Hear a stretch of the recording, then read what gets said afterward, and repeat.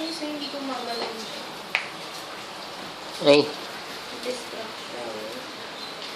Tulog yun. Ay, tinakpan niya. Na ano niya. Pinapaihi niya yan eh. Pinapaigit. Dream? Hindi pa talaga yung mga gulong. Ano lang.